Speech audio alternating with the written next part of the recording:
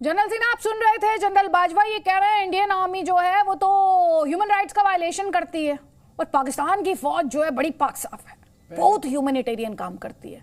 खैर से ये तो पता चल गया जनरल बाजवा भारत की फौज को किस कदर जानते हैं, किस हद तक जानते हैं, मतलब जीरो होमवर्क है उनका कि इंडियन फौज ना सिर्फ युद्ध के समय बल्कि शांति काल में सबसे ज्यादा काम करती है। शायद नहीं जानते जनरल बाजवा, उन्हें नहीं पता कि यूएन के जो पीस कीपिंग मिशंस होते हैं उसमें कौन अपने सैनिकों को सबसे ज्यादा भेजता है। डिजास्टर, जनरल बाजवा को मैं याद दिलाना चाहता हूं कि डिजास्टर मैनेजमेंट में हमने कब नहीं मदद किया पाकिस्तान को। दूसरी बात है, जनरल बाजवा को मैं याद दिलाना चाहता हूं कि ह्यूमन राइट्स इशू की बात करते हैं तो बलूचिस्तान में क्या हो रहा है, सिंध में क्या हो रहा है, पीओके में क्या हो रहा है, और आप जो मुस्लिम ब्रदरहुड की बात करते हैं जनरल बाजवा, तो आप यूगर मुस्लिम्स के बारे में क्यों नहीं मुंह खोलते। तीसरी बात, आप जो हिंदुस्तान आर्मी को ब्लेम कर रहे हैं, मैं ये कहना चाहता हूं कि आपके जो भेजे हुए गुंडे और आतंकी जो जम्मू एंड कश्मीर में आएंगे और यहाँ के मुस्लिम यूथ को रेडिकलाइज करेंगे तो हम उनका बाह ममोड़ के उनको 72 हुड के पास भेजने की हम लोग की जिम्मेदारी है और वो हम करेंगे और रुथलेसली करेंगे।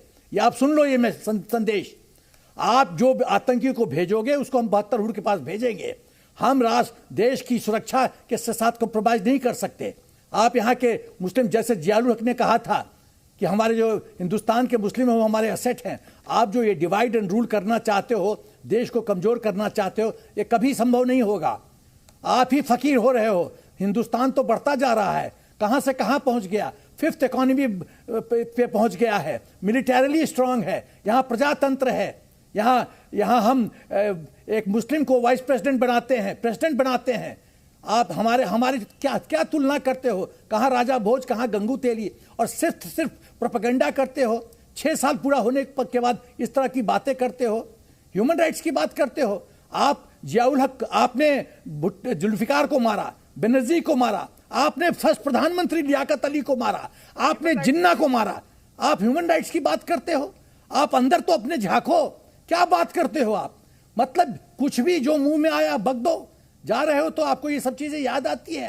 ह्यूमन राइट्स इशू है तो आप एफएटीएफ में कौन गया है, हिंदुस्तान गया है क्या? ठीक है, जल्दी से एक जवाब लीजिए उस्मा खारदार से। उस्मा खारदार, ये अपने आप में बहुत ही इंटरेस्टिंग, तो बहुत सॉफ्ट वर्ड होगा कि जनरल बाजवा जो कबूलनामा दे रहे हैं कि हाँ हम अपनी जो इलेक्टेड गवर्नमेंट्स हैं उनके काम में, खैर कितनी इलेक्टेड गवर्नमेंट हुई वो भी अपने आप में एक बड़ा सवाल है पाकिस्तान के कॉन्टेक्स्ट में, लेकिन कबूल करते हैं कि हाँ हमने डेमोक्रेसी के साथ छेड़छाड़ की, हमने उसमें लगातार इंटरफेयर किया, इंटरवीन किया। और दूसरी तरफ ह्यूमन राइट्स की दुहाई, बलूचिस्तान, सिंध, पीओके, पूरी दुनिया जानती है, वेल डॉक्यूमेंटेड है मैडम। देखिए, मैं 1 घंटे से आपके ये जो बेचारे बुढ़े बुढ़े बाबे बैठे हुए हैं, इनकी मैं कहानियां सुन रही हूँ, इनके तोता मैनिया की कहानियां सुन रही हूँ।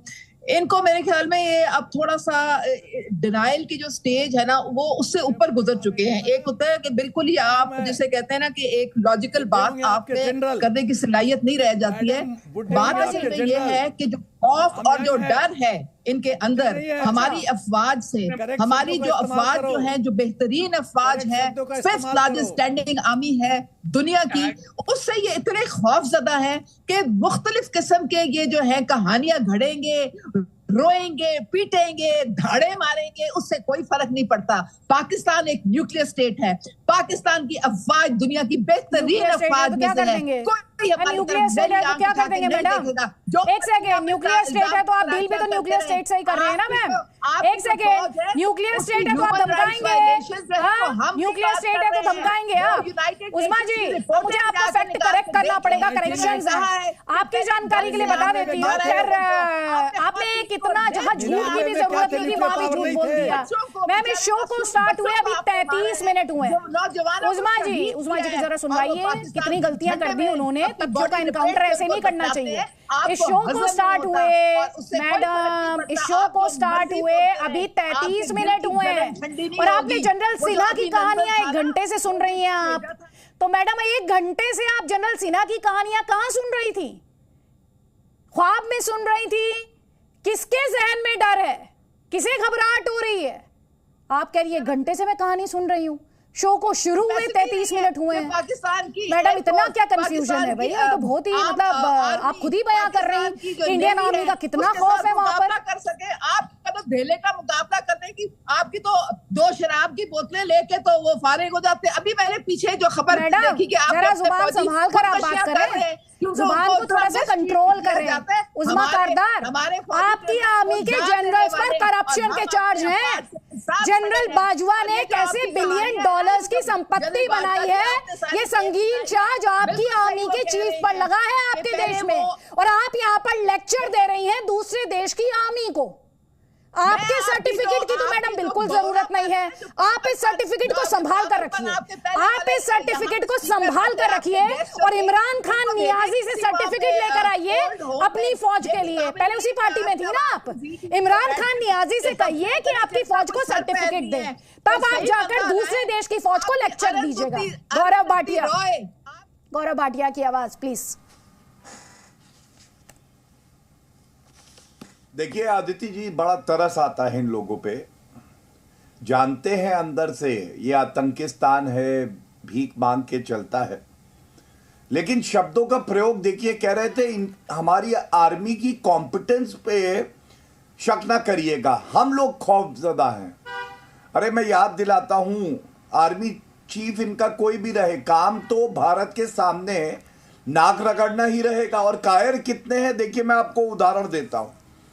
1971 में 93,000 इनके सैनिक तो लड़ता है, छाती पे गोली खाता है, नाक रगड़वाई भारत की वीर सेना ने, और इन लोगों ने समर्पण किया। ये इतिहास है। और एक और बात बताऊं, जो इनके सैनिक इनके देश के लिए जान देते हैं, जब वो मार गिराए गए कारगिल युद्ध में हमारी वीर सेना द्वारा, तो उनके शव लेने नहीं आए।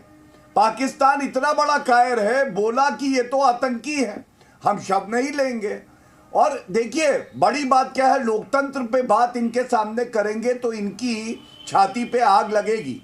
और वजह क्या है, जैसा मैंने बताया 35 साल इनके यहाँ डिक्टेटरशिप रही, तानाशाही रही।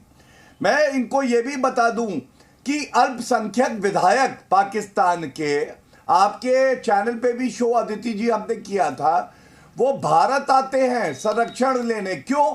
क्योंकि इनका जो संविधान है वो इस्लामिक मुल्क बताता है पाकिस्तान को, और हम लोग लोकतंत्र हैं, हर धर्म के अनुयायी की हम इज्जत करते हैं, ये फर्क है।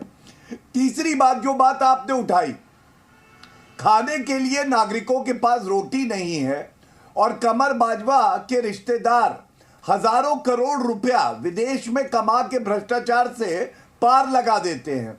आप हमें कोसिए, लेकिन सोचिए कि आपको गधे बेच के अर्थव्यवस्था क्यों चलानी पड़ रही है।